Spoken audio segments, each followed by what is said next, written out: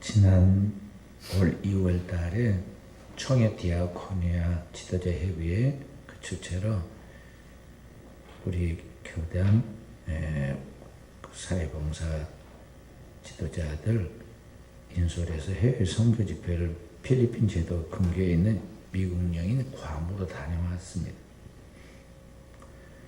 근데 그 괌에 가면 대부분 관광객들 들르는 관광 명소가 하나 있는데 그곳이 사랑의 절벽이라는 그런 곳입니다.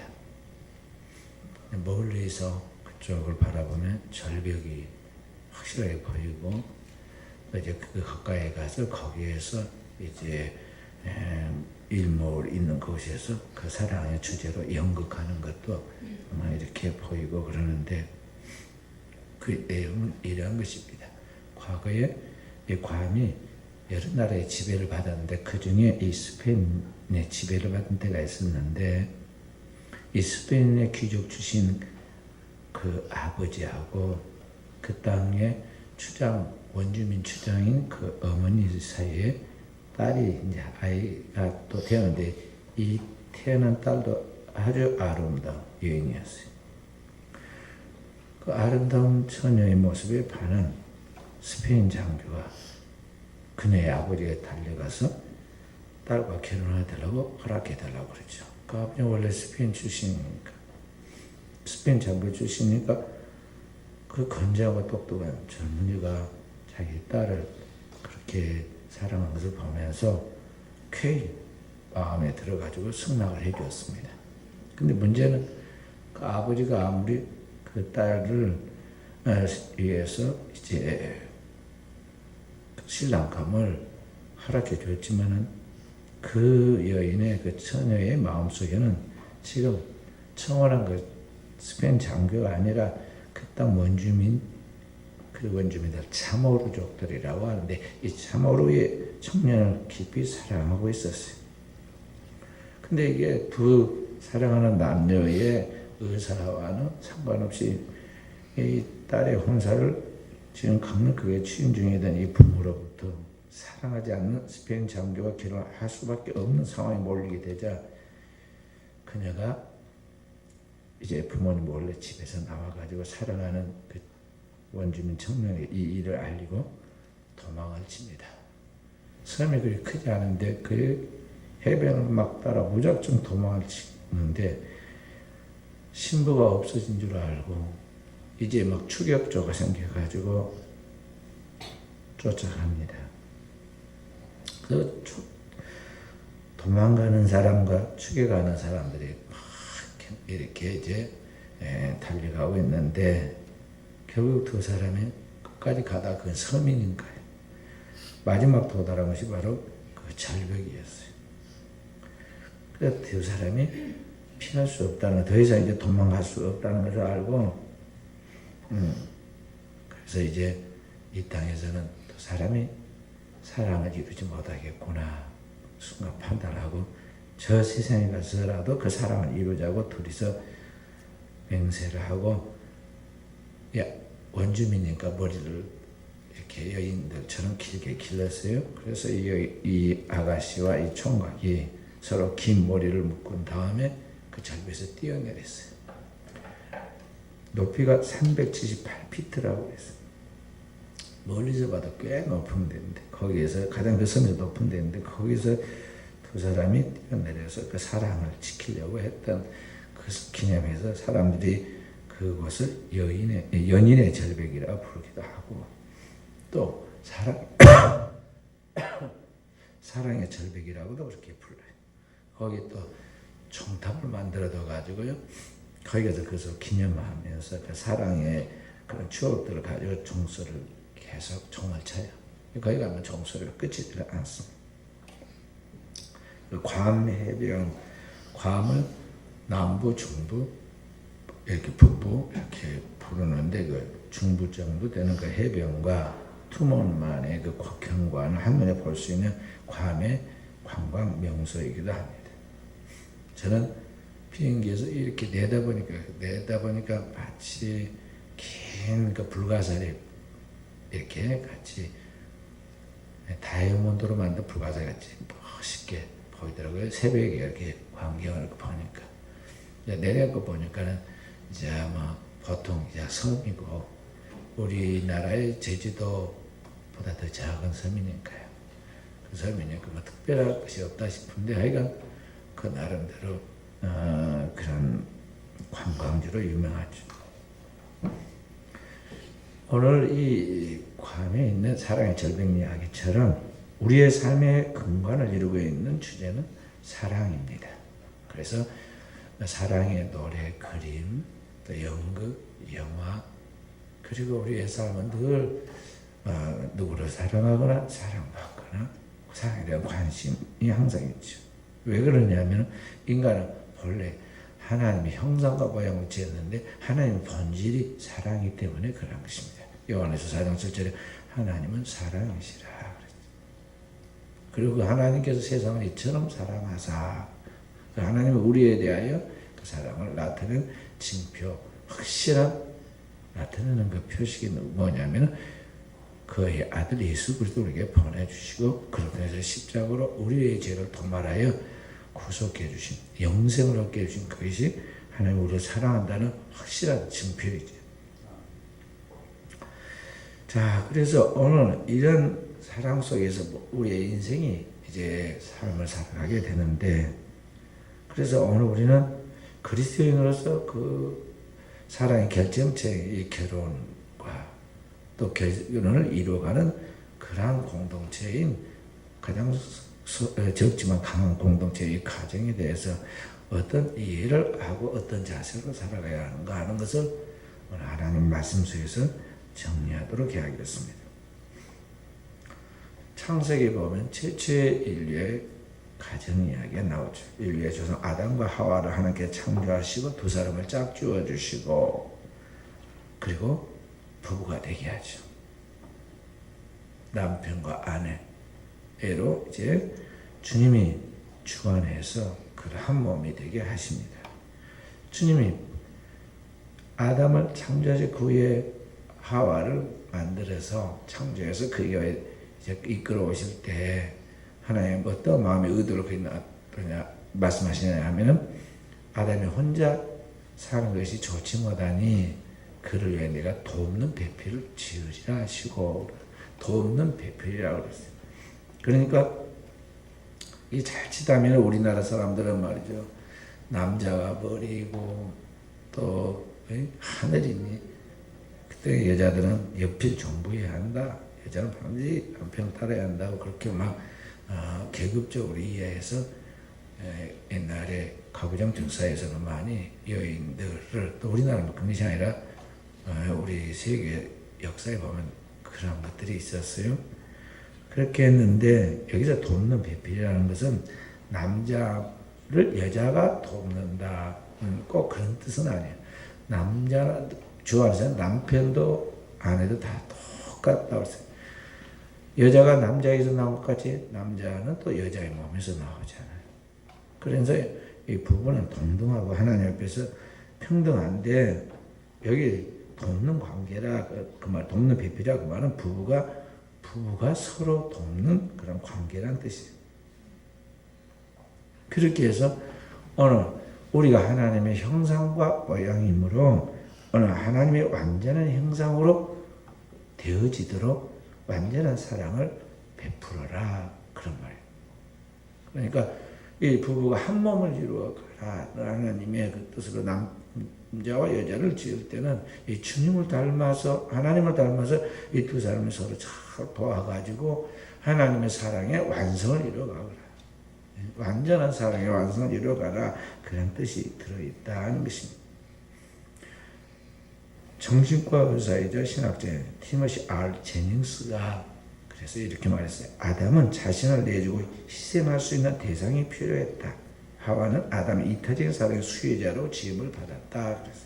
그러니까 아담이 그 사랑을 이게 내줘야 하는데 이런 동물과 급이 다르고 식물과도 급이 다르고 인간은 하나님의 형상과 모양의 특별한 존재잖아요. 그렇기 때문에 이 아담이 그 온전한 사랑을 내주고 그렇게 희생해야 하는데 대상이 없잖아요.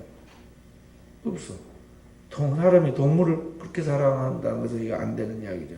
동물은 보호해주고 우리가 잘 활용해서 이게 유익한 삶을 살아가고 또 우리의 삶의 풍요를 누리게 하라는 것이지, 그것은 인격적으로 우리가 마주보고 사랑을 나눌 대상은 아니에요.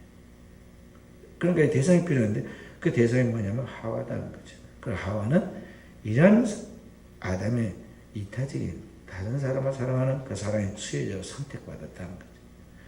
그런 사랑을 주고받고 그런 관계로 하나님이 오늘 이 부부를 지었다는 것이죠. 그 두 지어놓고 하나님이 또 급을 정하죠. 그러니까 피조물 세계에도 이 동물과 식물과 인간은 질적으로 차이가 있듯이 또 우리를 창조한 근본 대신 하나님과 우리 인간은 하나님은 창조주이시고 우리는 그의 피조물인데 이 질적 차이를 또 구분해줘야 하잖아요.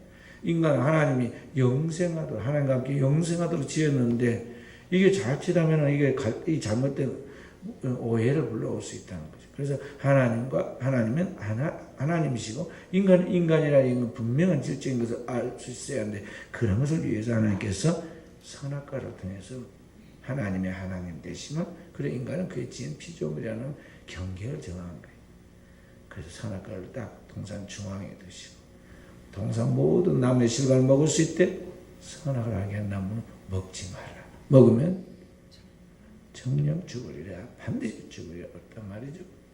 그런데 아담과 하와가 그 선악과를 따먹고 말이죠. 금지한 선악과를 따먹죠. 아이폰에 보면 그 애플 사과가 나오고 거의 한쪽을 콱 베어먹은 그런 게 나와요. 그게 상당히 아주 매력적인 선악과 같이 그런 가치가 있다는 의미를 두려고 그걸 만들었는지 그 로고로 그렇게 했는지 내용은 모르겠으나 아이가 그런 걸 해놨더라고요. 선악과를 상상했고 자 아담과 하와가 금지한 그 선악과를 따먹은 것은 하나님의 정한 질서에 그 법을 위반한 거예요. 그래서 인간이라는 존재가 대단한 거죠. 인간은 기계나 다른 어떤 것처럼 딱 리모컨으로 입력된 그것을 조종만 하면 가는 로봇가 아니에요. 인간은 스스로 자기 판단과 의지를 가지고 모든 걸 결정하는데 심지어 인간이 스스로 하나님이 정한 법도 어길 수 있는 그런 능력도 또 그런 자유도 하나님이 인간에게 주었어요. 근데 하나님 딱 놓고 보니까 나도 어떻게 됐어요?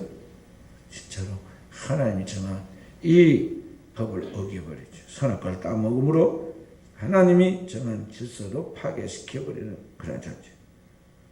그러니까 사람들과의 관계는 어떨까요? 하나님 법도 마음대로 이게 범한 인간인데 인간이 자기들끼리 하는 약속은 더 위반할 수밖에 없는 것이 인간의 연약함이에요.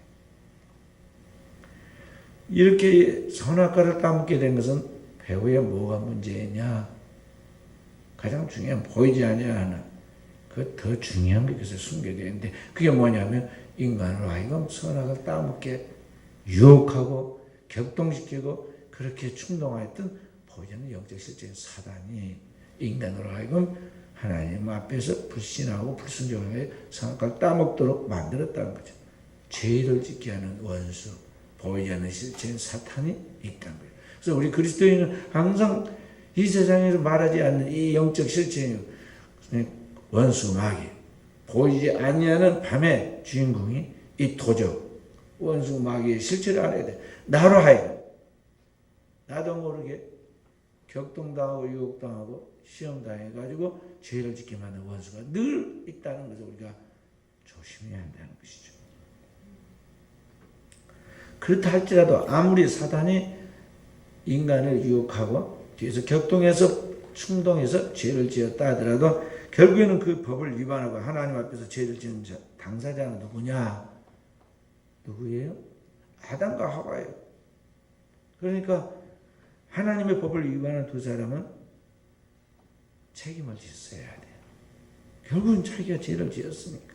근데 장세 3장을 쭉 읽어보면은 두 사람은 그 책임을 자신이 지지 않으려고 타인에게 돌리기 시작하죠.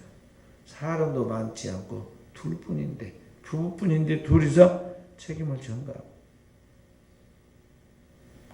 인간 상호간에 책임을 전가하는 일을 시작한다는 거죠. 부부간에 얘는 내 뼈 중에 뼈, 내 살 중에 살이라다. 이것은 남자에게 취하였은지 여자라 하리라. 그래서 자기 아내를 그렇게 사랑하던 아담이 하와에게 책임을 전가하고 하와는 뱀에게 책임을 전가하고 그러니까 오늘 이 가정의 위기, 결혼의 위기가 어디서 오냐면 이 책임의 전가에서부터 오기 시작해요. 인간의 비극이 바로 이런 하나님의 법을 위반하고 그 책임을 다른 것에다가 투사시켜가지고 책임을 전가하는 데서부터 비롯된다는 거죠. 그래서 우리의 이 삶 속에 가정에 많은 일들이 벌어지고 사회의 사건들이 벌어지고 그런데 내용은 간단한 거예요. 인간이 하나님이 진 하나님 나라의 축소판이 가정이고 하나님 나라의 모든 영광을 가정을 통해서 드러내는데 이 가정은 하나님의 법을 어기고 그 법을 어기는 뿐만 아니라 이제 그 책임을 전가하는 데서부터 항상 문제가 생긴다는 거죠. 그 시험에 들면 꼭 탓을 해요. 나는 내 탓입니다. 그래서 하나도 못 봤어. 부부싸움하고 와가지고 내 탓입니다. 그래서 하나도 못 봤다. 전부 다 누구 탓이에요? 상대편. 남편 탓, 아내 탓. 나이가 이제 들면 철이더라고 안 그럴 줄 알았는데 말이죠. 죽을 때도 그렇다, 죽을 때도. 그래서 황혼이혼이 유행하고 있는 그거예요. 내 인생이 불행해지는 저 사람 탓이기 때문에 이제라도 내 인생 찾아야겠다고 말이죠.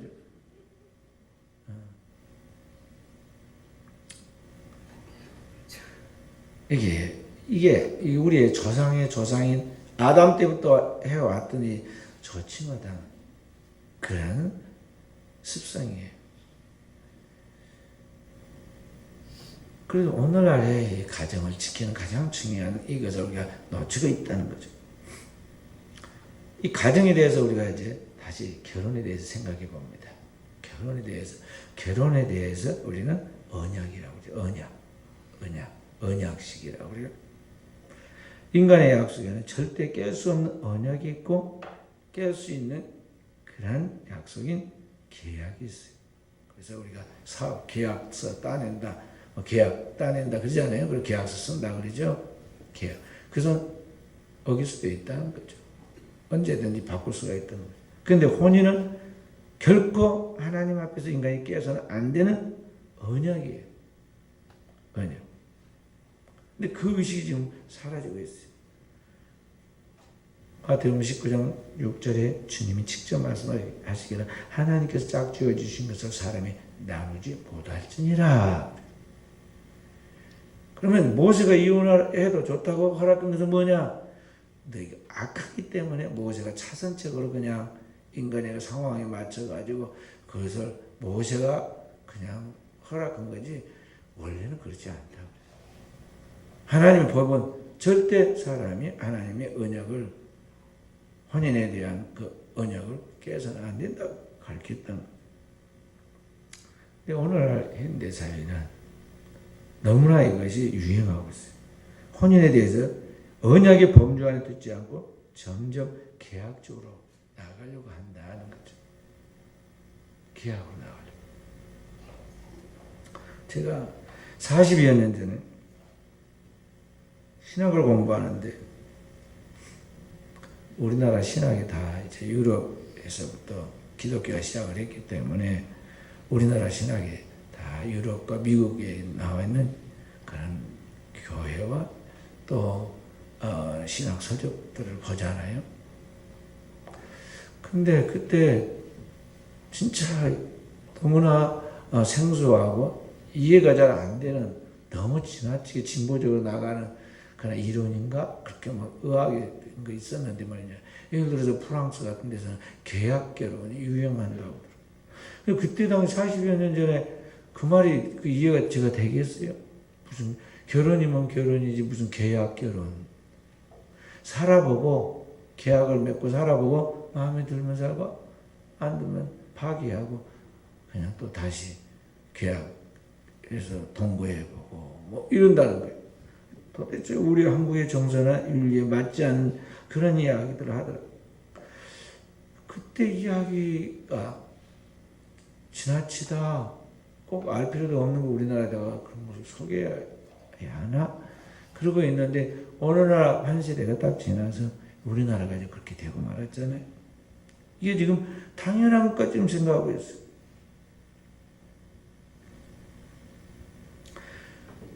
부부가 결혼을 할 때 부부는 사랑을 전제로 언약을 맺는 것이지 계약을 하는 게 아닙니다. 성경은 그렇게 가르치잖아요. 그래서 우리 결혼한 신랑 신부들한테는 반드시 성경책에 손을 얹어라. 하나님 앞에서 언약을 지금 시키는 거거든. 거기다 신랑 신부 손에다 내가 다 손 얹고 결혼을 해줘. 기도를 해줘. 제가 지금까지 결혼 주례해가지고 이렇게 기도해 줬는데 이혼한 가정은 아직은 한 가정도 없어서 하나님께 감사한데요. 그냥 형식적으로 막 성스럽게 보이려고 성경책, 기독교 예식을 하고 성경책에다 손을 얹고 그런 게 아니에요. 그 정신이 하나님의 말씀의 원리가 이게 이 언약이라는 것이 절대 깨서는 안 돼요. 인간이 하나님 앞에서는 안 돼요. 하나님 앞에서 꼭 지켜야 할 그런 약속이다 하는 것을 다짐하라는 거죠. 그래서 이 혼인 예식할 때마다 제가 항상 신랑신부하고 갈등이 심해요. 요새 젊은이들은요 자꾸 세상 풍속을 봐왔거든요. 어디서 못된 것만 배워. 뭐냐면 막 재밌게 보이는 거 있잖아요. 멋있게 보이고 막 재밌게 보이는 그걸 꼭 하려고 그래요. 가지고 결혼은 그런 게 아닌데 하나님 앞에서 5분 했든 10분 했든 서약하는 게 중요한 것이고 그걸 지켜내는 게 중요한 것이니까 하나님 앞에서 그리고 하나님의 축복을 받아야 하는데 내가 하겠다는 게 내가 주례도 그냥 목사님은 우리 엄마 아빠 때문에 어쩔 수 없이 와서 지금 주례도 쓰긴 쓰지만 주례 사만하고 나머지는 우리가 하겠다는 거죠. 뭐. 그러니까 나중에 봐보면 엉망진창이에요. 놀이식으로는 재밌게 보이려는지 모르지만 그 의미는 퇴색된 거죠. 그렇게 폼나게 막 재밌게 놀았는데 나중에 얼마 후에 보면은 이제 뭐 그만 살겠다는 보따리 싸갖고 가까이 헤어지고 그런 이야기가 너무나 오늘날 우리 한국 사회에 많아지고 당연한 것이 되고 말았다는 거죠. 부부가 결혼할 때는 사랑하기 때문에 결혼하는데 사랑 때문에 결혼하는데 정말 하나님 앞에서 이 중요한 예식을 하고 그 예식을 통해서 이 하나님의 사랑의 약속을 지켜줄 수 있도록 하나님께서 역사해 주시고 도와주시고 함께 하시도록 또 우리가 그 말씀을 지켜나가겠다고 그 안에서 지금 다시 다짐하는 거거든요. 그런데 그런 언약으로 생각하지 않고 단지 계약같이 생각하는 사람들은 이 혼인 관계가 폼나게 굉장히 돈도 많이 들어가지고 혼인 예식을 하는데 나중에 보면 얼마 후에 이혼하죠. 일본이라는 나라는 이혼식도 해요. 이혼식도. 사람한테 다 알립니다. 이혼식 한다고. 그 이혼해주는 결혼해주는 그 프로그램 결혼 플래너가 있는 것 같죠. 이혼 플래너가 있어가지고 그거 해주고 돈 얼마씩 받고 그 유행이에요. 우리나라도 앞으로 그렇게 될란지 모르니까 그 누가 또 하면은 뭐 직업 하나 생길 수가 있어요. 좋은 직업은 아니겠죠.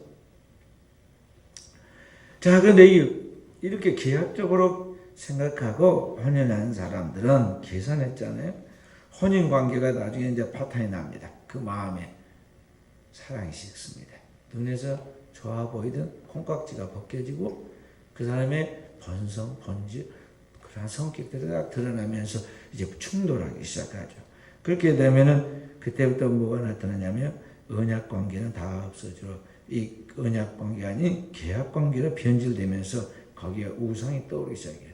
그 뭐냐면 권력과 돈과 성이에요. 책 이름 그런 책도 있다고 그랬죠. 권력과 돈과 성. 무슨 말이냐면요. 이 부부가 서로 사랑해가지고 서로를 존중하고 서로를 잘 배려해서 돕는 배필로서 서로를 사랑해서 그렇게 결혼을 했는데 나중에는 부부가 평등한 사랑의 관계가 나가지 못하고 폭력과 같은 부당한 대우를 하기 시작하죠. 그러니까 부부의 관계가 권력의 관계로 변질되어 간다는 것이죠. 그러니까 사랑이 끊어지기 시작합니다. 그리고 이제 도저히 못 살겠다. 성격 차이로도 못 살겠고 이제 그 못된 습성으로 이래서 저래서 못 살겠다. 그래가지고 이혼할 때 이혼을 이제 남편이 됐든 아내가 됐든 먼저 청구하면 원고와 피고가 생기죠. 그렇게 되면 피고는 원고에게 나중에 결정 판결할 때 뭐라고 그래요? 재산을 어떻게 떼어주고 돈을 얼마를 주라고 이제 판사가 판결을 내리죠. 이혼의 조건에 재산 분할 관계 유자료를 주는 것은 뭐냐면 사랑이 사라진 그 자리에 돈이라도 일부러 받아야겠다는 거죠. 권력과 돈. 그 혼인 관계에 권력과 돈과 성의 문제가 딱 결탁되어 있어요. 세상 모든 만사가 그러하지만 특히 결혼 문제에 있어서요. 순수하게 사랑해서 만났고 아무 조건 없이 만났는데 나는 헤어질 때 뭐 냉정한 계산을 합니다. 그것도 둘이서 대화를 안 돼가지고 법원에 가가지고 억지로 법이 정리해줘요. 그래서 부부관계에서 이 권력과 돈과 성의 문제가 발생하기 시작하면 따지는 문제가 생기게 되면 지금 보이지 않게 혼인관계가 위기에 왔다는 것을 알고 빨리 영적으로 도덕적으로 재무장을 해야 돼. 위험하구나. 우리가 지금 위험한 자리에 와 있구나. 말이라도 장난같이 그렇게 하면 안 된다는 거죠. 빨리 이게 지금 뭔가 지금 뭐가 문제가 생기고 있다는 것을 빨리 파악하라는 거죠. 우리가 이제 국가적인 문제가 되고 있는 이 다음 세대 청소년들의 문제가 말이죠. 심각합니다. 심각해요. 이 청소년 문제가 너무나 심각하고 소년범들 문제가 이 기성 재소자들 교도소에 갇힌 재소자를 넘어서기를 만큼 아주 엄청난 문제들이 지금 발생하고 있어요. 지금 다 그래서 잡아들이거나 또는 다 어떻게 하지 않아서 그렇지 지금 우리나라 다음 세대 문제가 심각한 상태에 와 있어요. 근데 그 청소년들 문제가 다 어디서 오느냐면요. 가정에서 와요.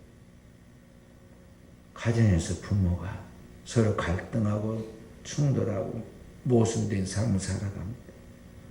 그렇기 때문에 이 부모로부터 정신적이고 심리적인 심각한 상처를 입은 이 자녀들이 한마디로 말해서 건강하지 못한 이 부부관계를 통해서 거기서 살고 있는 그 자녀들이 거기에 수많은 상처를 입게 되고 그 상처를 이 한쪽 혈기 발랄하고 세상에 대해서 막 호기심과 모든 것들이 그냥 아주 충천한 이 자라는 세대의 이 젊은이들이 어떻게 이 대처할지 모르니까 좌충우돌하기 시작하는. 그래가지고 이들이 이제 하나씩 큰 사고로 말려들기 시작하는데 그게 이제 그 아이들은 금방금방 자라니까요. 아이가 청소년이 되고 청소년 조금 있으면 청년이 되고 어떤 문제들이 막 발생하고 있습니다. 이 사회 온갖 불편 그런 것들에게 순식간에 블랙홀처럼 빨려 들어가가지고 거기에서 큰 재앙, 국가적 재앙으로까지 발전해가고 있다는 것이죠. 그래서 오늘 이 국가의 문제 어떻게 할 것인가에 대하여 무슨 프로그램을 만들어 국가가 이렇게 돌보고 저렇게 돌본다 하지만 그것은 아주 뭐냐면은 지금 아내가 골맞는데 위에다가 그 소독약을 한번 발라준 거하고 똑같아. 근본적인 해결이 안 됐는데 그거 이렇게 저렇게 프로그램 만들고 해가지고 그렇게 하고 해결이 안 된다는 거죠. 오늘 우리 사회의 그 큰 문제, 이 다음 세대의 주인공들인 아동부, 청소년부와 같은 이 청년기까지 이런 문제들은 다 어디서 오느냐? 가정에서부터고 더 구체적으로 말하자면 부부의 문제에서 발생한다는 거죠. 그래서 혼연한 부부가 어떻게 문제를 해결할 것이냐는 이야기.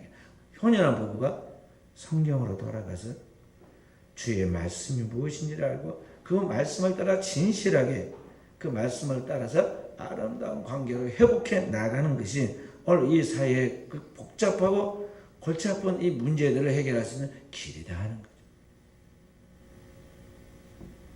이게 오늘 교회의 책임, 성도들의 책임입니다. 우리 성도들이 이 부분에 심각하게 기도하면서 나아가야 돼. 국가는 뭐합니까? 동성애, 성적 취향이고 다 밥 먹는 기호가 다르듯이 성적인 취향이 다를 뿐이고 사람이 살아가다 보면 이럴 수도 있고 저럴 수도 있는데 그래서 뭐 둘이 싫어. 인간이 살아가면서 자기가 뭘 하든지 그건 자유와 인권이다. 그러면서 막 그걸 갖다가 권장을 하고 그것이 유엔의 권고사항이 되어가지고 국가가 큰 틀에서 국가의 기강을 잡아갈 수 있는 것은 잡아야 하고 법적으로 잡아야 하고 말릴 것은 말려야 하는데 말이죠. 사회가 지금 어떤 그런 도덕적 기준과 철학이 없어요. 오늘 우리 사회의 큰 화두는 뭐냐면 자유와 인권이야. 복지. 뭐 이런 것을 통해서 가장 중요한 것을 지금 놓치고 있는 거죠. 이런 때 크리스찬들은 세상의 빛으로서 어느 하나님의 백성들은 가정을 통해서 이 세상 속에 무엇이 이 사회의 문제를 해결해야 되는 근간인가 가장 중요한 답인가에 대하여 성경을 통해 가르치는 하나님의 말씀을 잘 가지고 우리가 그것을 세상에 보여줘야 한다. 말씀을 통해서 전해줘야 하고 그것을 말해야 하고 그러한 제도들을 만들어 가도록 오늘 우리 크리스찬들이 또 크리스찬 그 지도자들이 서 있는 그 자리에서 국회의원 같으면 국회에서 그리고 정치 같으면 정치하는 그 자리에서 그런 것도 내가 할 일이 무엇인가에 대하여 해나가야 한다는 것이죠. 그리고 모든 그리스도인들은 우리 크리스찬들은 성경을 돌아가서 성경을 통해서 하나님이 가정을 어떻게 세우시었는지 그리고 어떻게 세우기를 원하고 계시는지 그 가정의 핵심 멤버인 이 부부의 문제에 있어서 오늘 우리가 어떤 가정을 어떤 부부 생활을 통해서 가정을 이루어야 하는지를 분명히 정립해서 오늘 그 사랑을 완성해 나감으로 그 사랑의 열매인 자녀들이 그 속에서 안정과 위로와 소망과 꿈을 갖게 하고 그 자녀들이 건전히 자라서 이 사회에서 섬기는 그리스도를 보여주는 영향력을 나타내므로 오늘 이 사회의 어둠을 밝게 비추는 빛이 되도록 만들어야겠어요. 그래서 오늘 우리가 이런 하나님의 가정을 이루도록 하기 위해서는 우리가 가정을 지켜나가려고 하는 노력이 주의 계명을 따라 살려고 하는 노력이 필요한 것입니다. 할렐루야. 성경은 가정에서 시작해서 가정으로 끝나요. 우리의 가정은 땅에서 인간의 가정에서 시작해가지고 결국에는 하늘에서 하나님의 가정으로 끝을 맺습니다. 하늘에 성소가 있고 땅에 성소가 있듯이 하늘의 성소의 모형이 땅에 있는 성소고 교회예요. 그러니까 오늘 우리는 하나님의 이 가정, 하나님 아버지를 모시고 오늘 우리를 구속하신 신랑 되신 그리스도와 그의 거룩한 피로 구속받은 성도인 신부가 한 몸을 이루어서 하나님의 가정을 이루어 나아가듯이 오늘 이 땅에 있는 성도는 신랑과 신부가 그리스도를 대변하는 사람으로서의 남편들은 아내 사랑하기를 그리스도가 교회를 내 자신을 주신 같이 하라. 아내는 남편에게 대하기를 교회가 그리스도에게 하듯 주께 복종하듯 복종하고 순종하라. 그리고 남편과 아내가 서로 사랑하기를 교회가 그리스도에게 그리스도 교회에 대하여 하는 그 비밀이라고 에베소 5장 22절부터 33절에 말씀하잖아요. 그리고 그러한 정신으로 오늘 우리가 이 굉장히 높은 이상이죠. 오늘 우리의 삶의 현실과 너무나 높은 이상인 것 같이 보이지만 성령 안에서 은혜 받은 자로서 하나님 말씀을 알고 그 말씀을 따르는 자로서 우리는 그 이상을 따라가도록 우리가 할 수 있는 최선을 다해서 노력을 해야 한다는 것입니다. 노력할 때 성령이 우리에게 은혜로 감당할 수 있는 그와 같은 역사가 일어날 수 있는 은총을 부어주시는 거예요. 그래서 가정이 굉장히 그래도 중요해요. 사도 바울은 유럽의 첫 번째 성인 마게도냐의 빌립보에 가서 복음을 전할 때 한마디로 복음을 전했어요. 사도행전 16장 31절에 주 예수를 믿으라. 그러면 너와 내 집이 구원을 받으리라. 너와 내 집이 구원을 받으리라. 그리스도 예수를 믿고 난 다음에 첫 번째는 내가 사는 것이고 구원받는 것, 두 번째는 그가 속한 공동체인 가정이에요. 가정. 그러니까 우리가 가정을 그리스도의 길로 인도하지 못하면 이게 정말 이게 지금 내 신앙에 있어서 부담을 가져야 돼. 성도는 거룩한 부담을 가져야 돼요. 하나님 뜻대로 살아야하는데 살지 못한 것에 대한, 하나님 앞에 열매 맺지 않는데 열매 맺지 못한 것들에 대한 거룩한 부담이 필요하다는 거죠. 하나님 뜻대로 하는 근심, 얼마든지 그리스도 예수 안에서 구원에 이르게 하는 그런 하나님의 은총이 되는 거예요. 그러니까 우리 성도들은 세상에 무엇을 먹을까 맛있게 입을까 생존에 대하여, 또는 때로는 우리가 삶에 유익을 주기도 하지만 실패에 당하기도 하고, 또는 사람들한테 상처를 주기도 하고 받기도 하고, 그런 것들로 인해서 스트레스를 많이 받죠. 그래서 성경에는 세상에 있는 것으로 근심하지 말라고 했어요. 염려하지도 말아라. 다 하나님께 맡기라고 그랬고, 그러나 한 가지는 근심이라고 그랬어요. 그 뭐냐면 주의 뜻대로 살지 못한 것들에 대하여 거룩한 근심이 있어야 한다는 거죠. 거룩한 부담이, 영적 감각이 있어야 한다는 거죠. 하나님이 말씀하시는데 이것은 이러하고 저건 저러하다고 말씀하시는데, 우리는 하나님의 기준에 대한 그 찔림, 성령 검과 같이 하나님의 말씀이 우리 안에서 역사할 때 찔림이 일어나는데, 감동과 감화가 일어나기도 하고 회개가 터져나기도 하는데, 문둥이처럼 병 들어있는 문둥이가 나병 환자들 말이에요. 감각이 없어요. 걸어가다가 발가락이 하나 빠졌는데 못 알아보고, 손가락이 하나 잘려나왔는데 못 알아듣지 말이에요. 영적 감각이 없어요. 죄로 말미암아 무디어져 가지고 양심이 확 맞았어요. 이게 세상 것에 너무 몰두해 가지고 거기에서 내 영혼이 부패해 가고 있다는 거죠. 인간이 타락하고 나니까 아담과 하와가 뭔 인생이 생겼냐면 하나님 앞에서 영적으로 완전히 무감각해졌어요. 그러니까 자기를 죄짓게 만든 영적 시스템이 마귀도 모르고, 하나님 가까이 오셔서 아담을 부르는데도 얼마나 어리석은지, 애기도 아니고 말이죠. 나무 뒤에 가서 막 숨어요. 하나님을 피하여 숨을 수 없는데, 그렇게 총명한 아담이 나무 뒤에 가서 숨습니다. 변명 아닌 변명을 해요. 총명히 살아야 되니까 두 개예요. 하나님의 영적인 세계에 대해서는 무지해가지고 완전히 멍청이가 되고, 세상 것에는 쓸데없는데 막 눈이 밝아져가지고 똑똑해지는 거예요. 아니, 그 이전에도 아담과 하와는 그냥 자연스럽게 다녔어요. 동물도 다 그냥 자연스럽게 다니듯이 사람도 뭘 막 외식을 하고 막 꾸미고 막 치장할 필요가 없어. 왜냐하면 순수하게 있는 그대로 자연스럽게 사는 거야. 그런데 이게 죄를 짓고 난 다음부터는 인간이 쓸데없게 밝아져가지고 벌거벗었으므로 내가 부끄러워 숨었나이다. 주님이 이상하다고.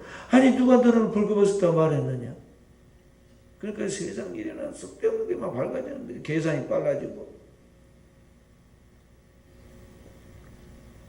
그리스도인은 이 영적 세계 하나님 앞에서 밝아지고, 세상에는, 악에는 어떻게 해라? 어린아이가 되라. 그래서 비둘기같이 숨겨라라는 거. 비둘기가 숨겨라.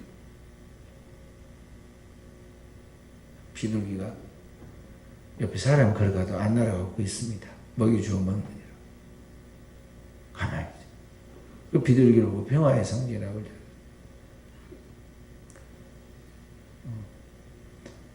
그래서 숨겨라. 숨겨라. 이 영적 세계에 밝아야 하고, 우리 그리스도인은 이 세상에는 좀 어린아이처럼, 어린아이가 거짓말하면 꼬박 속잖아요. 진실인 줄 알고 그냥 그대로 속습니다. 그러니까 보통 사람은 거짓말을 못해요. 저렇게 다 믿어버린데 거짓말을 하는 내가 나쁜 사람이지, 나쁜 놈이지. 그리고는 아이한테는 절대로 거짓말도 함부로 안 하죠. 그래도 그리스도인은 세상을 비추는 빛으로서 그렇게 성수해야 한다. 그래서 그런 노력이 우리에게 필요하다 하는 것입니다. 서로 성수해야 부부간에도 서로 숨길 수 없는, 숨겨지지 않는 순수함, 그런 것들이 있어야 돼요. 그 노력을 그렇게 해야 한다는 거죠. 속더라도 믿어주고, 손해보고 져주더라도 그렇게 나가는 거예요. 그게 필요해요. 부부간에는 필요하다는 말. 만약 집에서도 말이야, 뭐 사업하듯이 막 계산해야 하고, 그러면 어떻게 살겠어요? 피곤해서. 그죠? 막 웃고 싶지도 않은데 억지로 웃어서 그 예의를 지켜줘야 하고, 또 저게 왜 저런 말로 말했을까? 심리를 분석해가지고 손해 안 봐야겠다. 그렇게 막 따지면서 그렇게 가정에서 부부간에 그런다면 얼마나 힘들고 피곤한 일이냐 이 말이죠. 이 그리스도인의 삶에 이런 것들이 필요하다는 것입니다. 가정을 지키려는 그런 거룩한 노력들이 필요하다는 것입니다. 그래서 이제 자녀들에게도 그런 이야기를 합니다. 뭐냐면 결혼의 문제에 대해서는 지금 자녀들은 굉장히 감각적이에요. 제가 중매를 많이 부탁을 받아서 중매를 못 하는데 중매를 몇 번 이렇게 서보면요 안 되더라고요. 중매 서보면 안 돼. 왜 안 되냐면 이게 이제 원래는 하나님께 인도함을 받고 배우자를 선택할 때 기도를 많이 본인들이 해야 하고 그런 가운데 목회자가 보는 눈이 있잖아요. 그러니까 이리저리 맡겠다 해서 이야기를 하는데 본인들은 그 하나님 인도를 그 기도를 그렇게 안 했는지 그런 보는 눈이 없는 거야. 그러니까 무엇만 보냐면 나하고 뭐 감정적으로 교류가 맞는지 그러면 우리가 자주 만날 수 있는지 거리상 막 이런 거나 계산하고 이게 뭐 외모만 보고 있지 진짜 둘이 뭐가 지금 맞는 것인지 중요한 것인지 그걸 잘 모르는 것 같더라. 그러니까 몇 번 이렇게 맞죠? 안 돼. 다 한 번 보고는 말이에요. 전부 다 그래요. 사람은 참 착하고 좋은 것 같은데요. 그 인사로 하는 말이 부모님들한테 그놓고는 그 다음부터는 서로 연락 안 해. 서로 감정적 교류가 안 왔거든. 그래서 자녀들에게 배우자를 놓고 기도하라고 하나님의 인도함을 기도하도록 가르쳐요. 그리고 이제 하나님 앞에서 이게 창조적이고 완전한 결혼이 되도록 하기 위해서는 이게 육체적으로뿐만 아니라 감정적으로 영적인 교류가 이루어지도록 그렇게 헌신하는 결혼이라는 것은 서로에 대해 완전하고 친밀한 헌신이 되어야 하거든요. 그게 이제 결혼 생활이 되어가는 것인데 오늘 현대 젊은이들은 어떻게 생각하냐면 자신을 누가 더 사랑할 것인가 사랑받을 것인가 늘 그 생각만 하죠. 사랑을 주려고 생각을 안 해요. 근데 이게 헌신이거든. 돕는 배필이라는 것은 내가 사랑하는 그 상대편을 위해서 끝까지 영원한 헌신으로 헌신하는 거예요.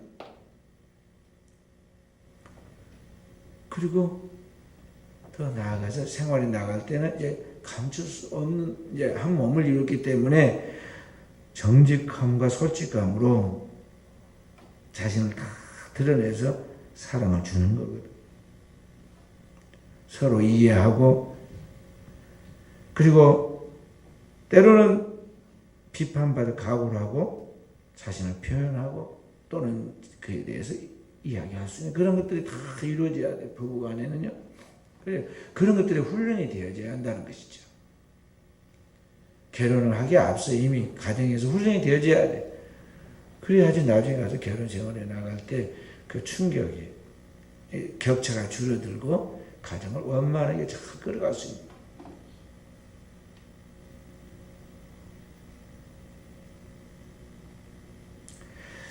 그래서 오늘 우리는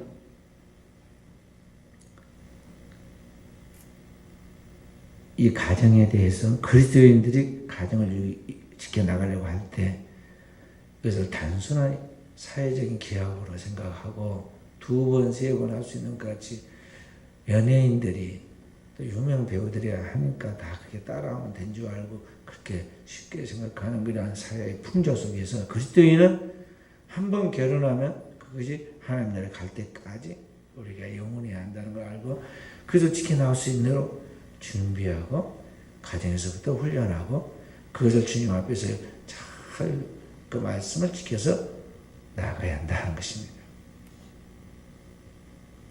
그래서 그 오늘 하나님 말씀에 히브리서 13장 4절에 그 이야기를 한 거예요. 오늘 모든 사람은 결혼을 귀히 여기고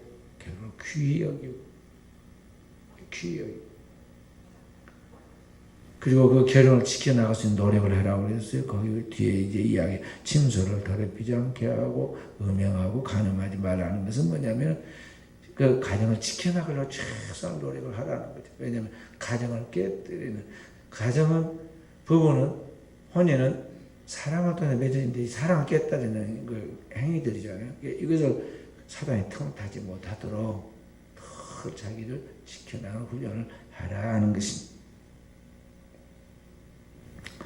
말씀을 마치도록 하겠어요. 미국 뉴욕항에 대통령과 국민들이 수많은 사람들과 함께 거기서 군함이 들어오기를 기다리고 도열해 있습니다. 마침내 군함이 들어갔어요. 그리고 이 포가 터지고 군악대의 연주가 울려 퍼졌습니다. 그런데 그 배에서 내린 것은 살아있는 사람이 아니라 죽은 사람의 유해를 거기에 군인들이 다 이렇게 이제 예의를 갖춰가지고 들고 나옵니다.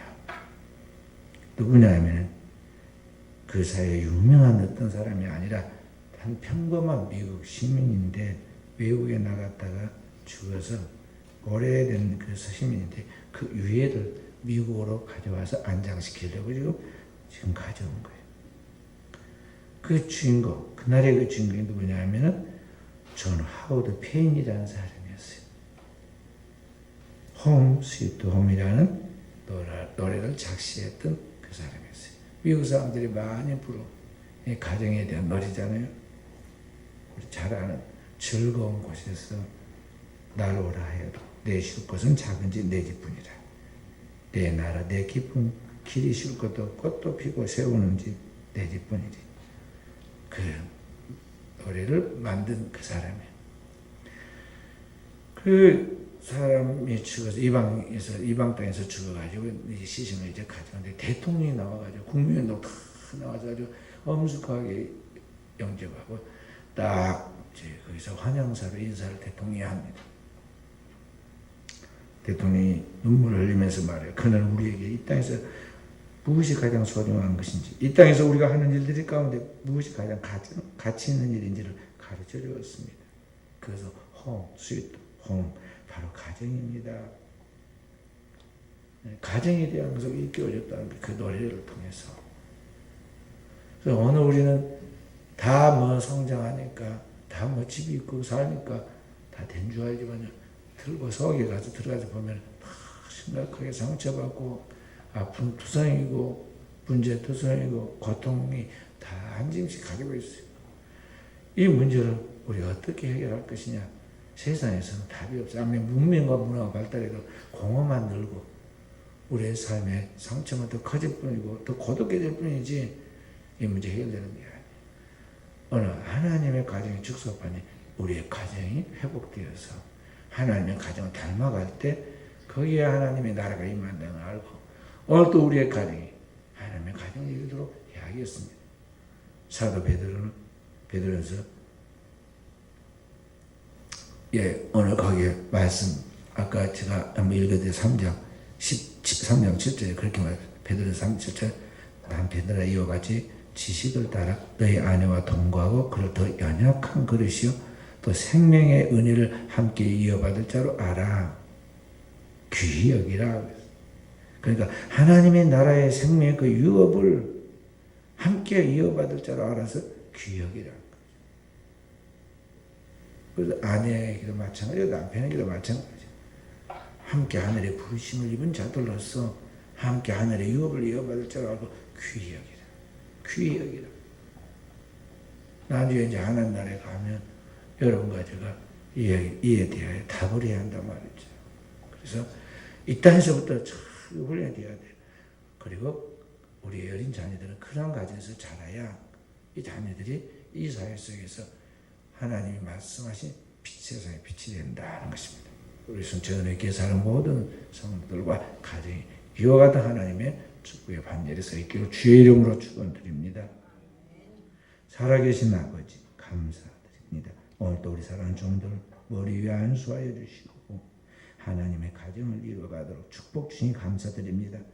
오늘 이 세상이 우리 하나님의 그 거룩한 정신, 그 하나님 말씀을 따라 한번 맺으면 사람이 깨뜨려서는 안 되고 깨뜨릴 수 없는 그러한 언약의 관계 속에서 혼인하고, 이것은 장차 우리의 참된 신랑 되신 그리스도와 신부된 성도로서의 상징과 예표로서 우리가 오늘 이 가정을 완성해 가는 것인데, 주님 이러한 가정의 축복과 가정의 하나님의 나라가 이루어지는 행복은 오늘 우리 당대의 축복과 영원한 하나님의 은총일 뿐만 아니라 다음 세대 이 역사를 책임지고 나갈 후손들에게 축복의 근거가 된다는 걸 알고, 세상이 사회적인 그러한 풍토가 국가가 이 문제를 책임져 주지 못한 이때 우리 하나님의 교회, 우리의 사랑하는 성도들이 정신을 바짝 차리고 이 하나님의 계명의 말씀을 가정에서 지켜나가고 완성해 나감으로 먼저 그리스도의 생명의 축복을 누리게 하여 주시고, 사랑하는 종들이 가는 곳곳마다 가정이 살아나고 이 사회가 지역이 살아나는 역사가 있게 하옵소서. 모든 말씀을 구주 예수님 이름으로 기도하옵나이다. 아멘.